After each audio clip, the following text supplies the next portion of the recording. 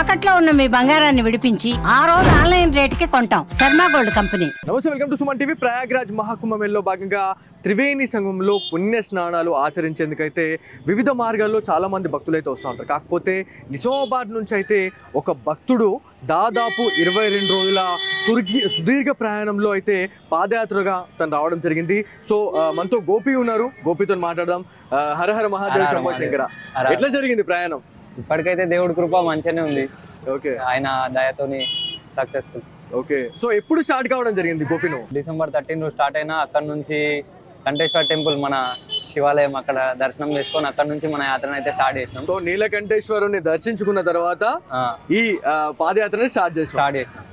అక్కడ నుంచి ఆర్మూర్, నిర్మల్, బాల్కొండ, నాగ్పూర్ లో రామ్టెక్ పూర్వకాలం ప్రకారం రాముడికి సంబంధించిన ఆనవాళ్ళు అక్కడ ఉన్నాయి కాబట్టి అక్కడ కూడా దర్శనం చేసుకోవడం జరిగింది.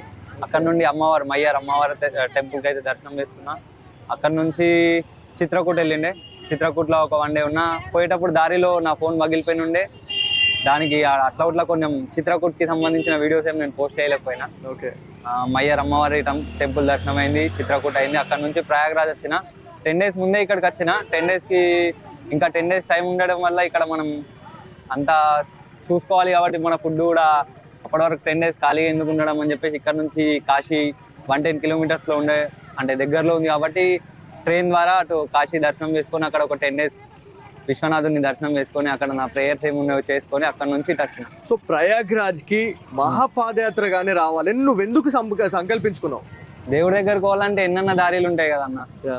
ఇప్పుడు మనం పోయే దారి మనం పర్ఫెక్ట్ ఆలోచించుకొని ధర్మ మార్గంలో ఉన్నామా లేదా అని ఒకటి చూసుకొని దాని ప్రకారం స్టార్ట్ చేసిన. నేను ఆల్రెడీ నేపాల్ వెళ్ళిన బైక్ పైన, 2-wheeler బజాజ్ 110cc ప్లాటినా పైన నేపాల్ వెళ్ళిన. బద్రీనాథ్, కేదార్నాథ్, అటు ఉత్తరాఖండ్ కవర్ చేసినాం. కింద తమిళనాడు వెళ్ళినాం, అరుణాచలం వరకు బైక్ పైన వెళ్ళడం జరిగింది.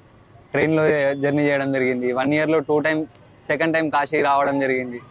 కొంచెం నాకు కూడా హ్యాపీ అనిపిస్తుంది ఇక్కడికి రావడం వల్ల. స్పిరిచువల్ వరల్డ్ ఏదైతే ఉందో దానికి కనెక్ట్ అయ్యి కొంచెం మన సోల్ ఏదైతే ఉంటుందో దానికి కొంచెం హ్యాపీనెస్ ఇవ్వడానికి కోసమని తిరుగుతున్నాం. అంటే ఎప్పుడు వచ్చింది నీకు ఈ ఆలోచన? ఎప్పుడు వచ్చింది ప్రయాగ్రాజ్ కి నేను కాలినడకనే పోవాలి, పాదయాత్రగా వెళ్ళాలని నువ్వు ఎప్పుడు అనుకున్నావు?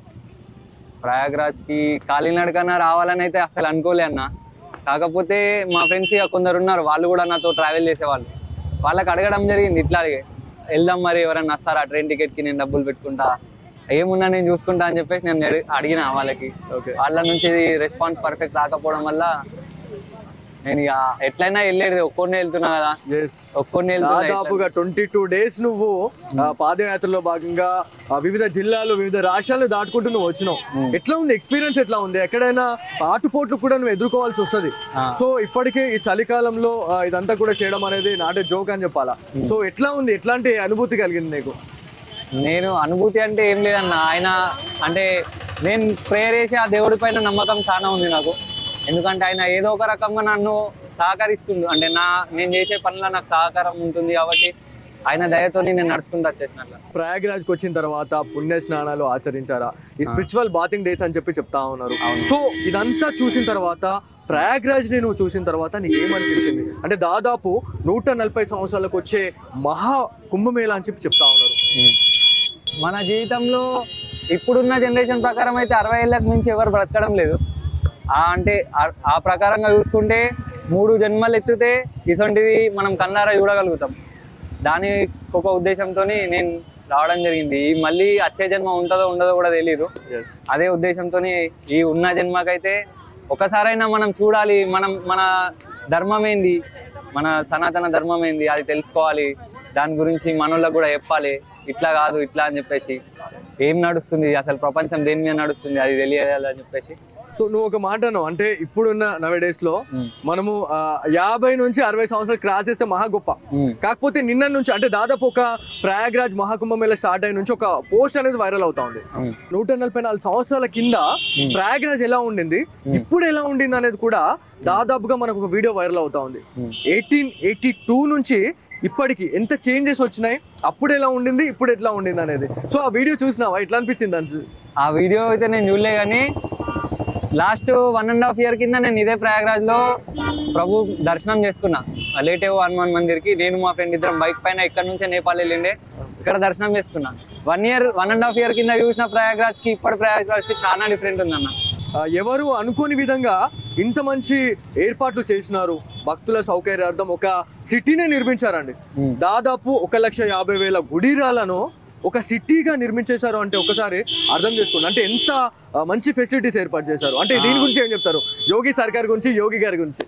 ఆయన గురించి అంటే అంత పెద్ద వాళ్ళ గురించి మనం మాట్లాడుకోలేము ఏమన్నా, ఎందుకంటే వాళ్ళు మన అసంటి వాళ్ళని చాలా మందిని చూసి ఈడి వరకు అంటే అంత పైకి వచ్చిన వాళ్ళ గురించి మనం ఎక్కువ అంటే ఏం మాట్లాడుకోదలుచుకోలేం.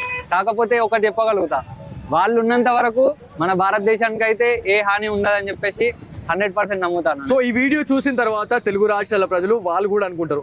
సో ఇంకా 45 days లో దాదాపు మనకు ఒక 7 days అయితే అయిపోయింది.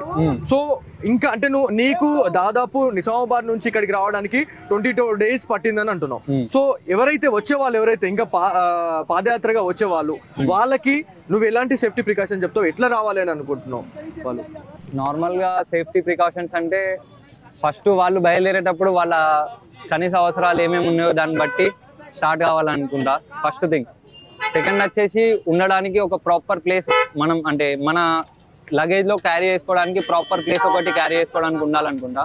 అంటే నార్మల్ గా తినడానికి దాని గురించి ఆలోచించాల్సిన అవసరం అయితే లేదు, ఎందుకంటే ఎక్కడ పోయినా పాజిటివ్ అనే రెస్పాన్స్ ఉంటుంది. నాకు పర్సనల్ గా ముస్లిం వాళ్ళు కూడా ఫుడ్ తినిపించడం జరిగింది. నాకు చాలా ఆనందంగా అనిపించింది అది. అసలు అంటే డబ్బుల గురించి అయితే ఎంత ఆలోచించి కూడా వేస్టే. నార్మల్ గా మీకు వెళ్ళాలన్న ఉద్దేశం సంకల్పం గట్టి ఉంటే దానికి మహాదేవుని ఆశీస్సులు అయితే కంపల్సరీ ఉంటాయని నేను అనుకుంటున్నాను. Thank you Gopi. సో ఇది మొత్తానికి ప్రయాగ్రాజ్ మహాకుంభమేళలో భాగంగా త్రివేణి సంగమానికి అయితే చాలా మంది ఒక్కొక్కరు అంటే బై ఫ్లైట్ రావాలనుకుంటారు, దాంతో పాటు రైల్వేలో ఏదైతే మనకి ట్రైన్స్ లో రావాలనుకుంటారు, బస్సులలో వస్తారు, కార్లలో వస్తారు. కాకపోతే పాదయాత్రగా రావడం అనేది నిజంగా ఒక గొప్ప సంకల్పం అని చెప్పుకోవాలా. నిజామాబాద్ నుంచి మొదలైనటువంటి పాదయాత్ర దాదాపు 22 రోజులు సాగింది. దాదాపుగా మనకి 1200 కిలోమీటర్లు అయితే ఈ పాదయాత్ర జరిగిందని చెప్పేసి మనకి నిజామాబాద్ కి సంబంధించినటువంటి గోపి అయితే చెప్పడం జరుగుతా ఉంది. సో ఇది వరటి Suman TV special story. Camera person Sai కృష్ణతో బాలు, సుమన్ టీవీ, ప్రయాగ్రాజ్ నుంచి.